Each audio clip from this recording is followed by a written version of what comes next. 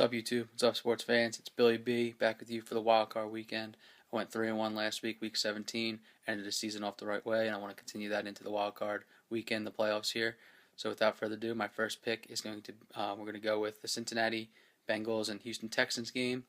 Cincinnati has won 7 of the last 8 games.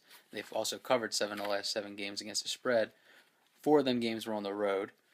Houston has lost 3 of their last 4 games. And ever since that Patriots game, they seem to have lost their confidence, and they haven't been playing well since that game. Their defense has been struggling. The Bengals are 3-0 on the road when the line is 0 to plus 6.5, and the line is 4.5 plus 4.5 the Bengals. So my pick for this game is the Bengals plus 4.5. They might even win the game outright, but I'm going to take them with the points. So take them. All right, so for the first game, we're going to look at Houston versus Cincinnati. And I like Houston here, minus 4.5. I still don't believe in this Houston team, but I do think they will beat the Cincinnati team. They beat them last year in the playoffs as well without their starting quarterback. Also, Cincinnati is giving up 107 yards on the ground, while Houston is averaging 132 yards on the ground. So that's in favor of Houston there.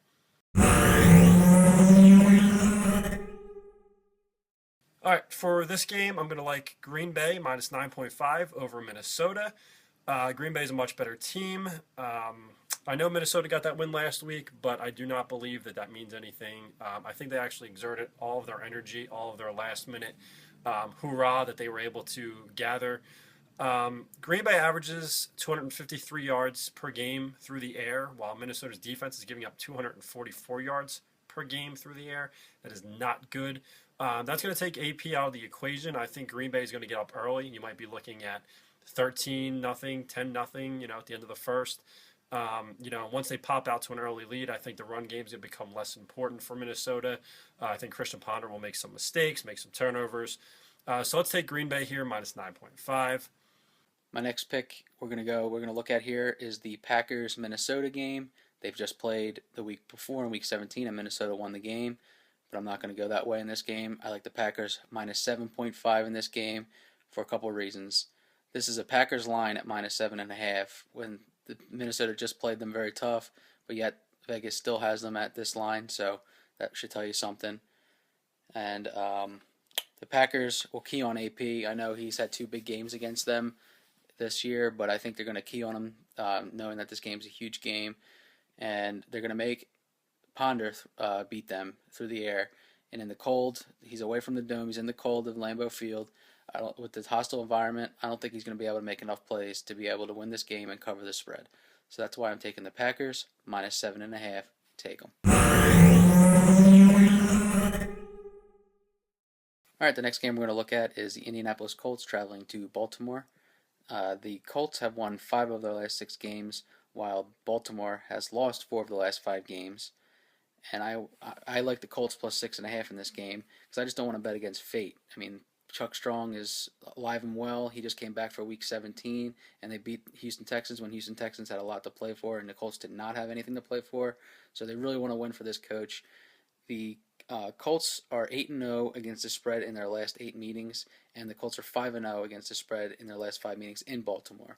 So I just like Indianapolis here to cover the spread plus 6.5, and they might even win the game outright. But if Baltimore wins, I think it'll only be by about 3 or 4. So take the Colts plus 6.5. Take them. The next game will be Baltimore minus 6.5 versus Indianapolis. I like Baltimore minus 6.5 here. Ray Lewis is going to return. They're going to be playing their hearts out for him. He just announced that he will be retiring after these playoffs. So I think Ray Lewis is going to give that team a spark. He's been their leader for years and years and years. One of the greatest linebackers to ever play the game. I wish Ray the best after he retires. Baltimore had a rough schedule while Indianapolis had a pretty easy schedule, so I don't really value their win streak as of late. They've come against some pretty weak teams like Tennessee and Miami, I think. I think there was a couple weak teams sprinkled throughout there. Baltimore averages 118 yards on the ground, while Indianapolis is giving up 137 yards on the ground. That is not a good combination for Indianapolis. Let's take Baltimore here, minus 6.5.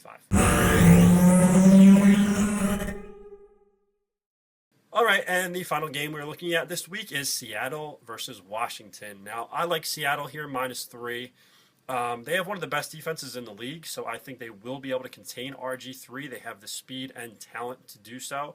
Then through the air, they have a pretty good secondary, and Earl Thomas is going to be back there, and he's going to intimidate them receivers, give them a couple shots. These are not big receivers they have. Santana Moss, Pierre Garcon, guys like this that are in their receiving core.